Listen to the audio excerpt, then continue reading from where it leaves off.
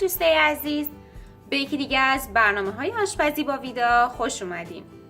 توی این ویدیو طرز تهیه قیم بادمجون رو براتون آماده کردم. امیدوارم که خوشتون بیاد. مواد لازم: گوشت تکه‌ای 300 گرم، لپه 1 پیمانه، پیاز خرد شده 1 عدد بزرگ، بادمجان کوچک 3 عدد، گوجه فرنگی کوچک 3 عدد، رب 2 قاشق غذاخوری، لیموی عمانی 4 عدد، چوب دارچین 1 عدد، نمک فلفل زردچوبه به میزان لازم و زعفران دم کرده 1 قاشق غذاخوری. ابتدا مقداری روغن داخل یک قابلمه ریختم، داغ شده و پیازها رو به اون اضافه میکنم. پیازها که کمی شفاف و سبک شدن، گوشت رو به اون اضافه میکنم.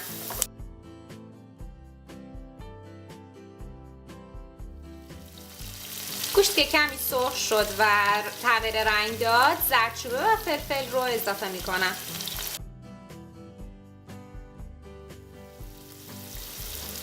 رب رو اضافه میکنم. رب رو خوب تفت میدم تا کاملا رنگ باز کنه.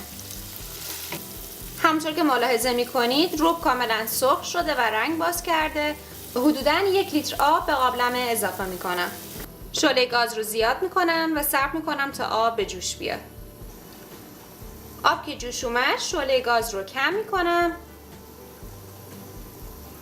چوب دارچینم رو از وسط نصف کردم، اون رو به خورش اضافه میکنم. درب قابلمه رو به صورت نیمه باز قرار میدم و به مدت 1 ساعت اجازه میدم که گوشت کاملا بپزه. لپه ها رو داخل یک قابلمه کوچکتر ریختم، 2 پیمانه آب بهش اضافه کردم. 1 عدد پیاز خرد شده کوچک هم به اون اضافه میکنم. ابتدا شعله گاز رو زیاد میکنم تا آب به جوش بیاد، بعد شعله گاز رو کم میکنم و به مدت 25 دقیقه اجازه میدم که لپه کاملا بپزه. با این روش بوی زخم لپه گرفته میشه و وقتی اون رو به خورش اضافه میکنم عطر و طعم بهتری داره و بهتره که حتما این کف ها رو جدا بکنید. لپه ها کاملا پختن، اون رو به خورش اضافه میکنم. الان 1 ساعت گذشته و گوشت کاملا پخته. گوجه ها رو از وسط برش زدم و اون رو به خورش اضافه میکنم.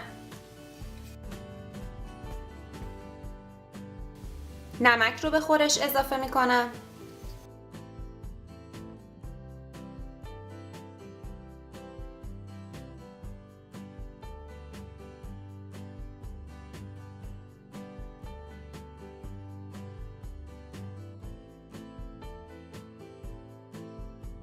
بادمجون ها رو پوست کندم، به مدت نیم ساعت داخل آب و نمک خیس کردم. اونها رو خشک کرده و داخل روغن سرخ میکنم. یک طرف بادمجونا که خوب سرخ شد، اونها رو برمیگردونم تا طرف دیگه هم کاملا سرخ بشه. بادمجون ها کاملا سرخ شدن، اونها رو به خورش اضافه میکنم.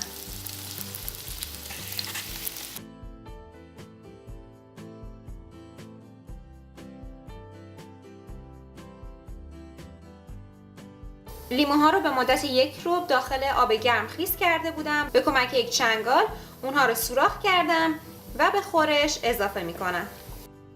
1 قاشق غذاخوری زعفران دم کرده داشتیم که اون رو هم به خورش اضافه میکنم.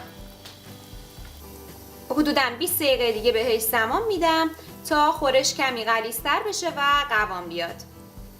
همونطور که ملاحظه میکنید خورش قیم بادمجون ما آماده است. امیدوارم که از ویدیو امروز هم خوشتون اومده باشه. اگر این غذا رو درست کردید و یا روش دیگه‌ای برای درست کردن اون دارید، خوشحال میشم که اون رو با من در قسمت کامنت به اشتراک بذارید. همچنین فراموش نکنید که ویدیوهای ما رو لایک کنید، به اشتراک بذارید و سابسکرایب کنید.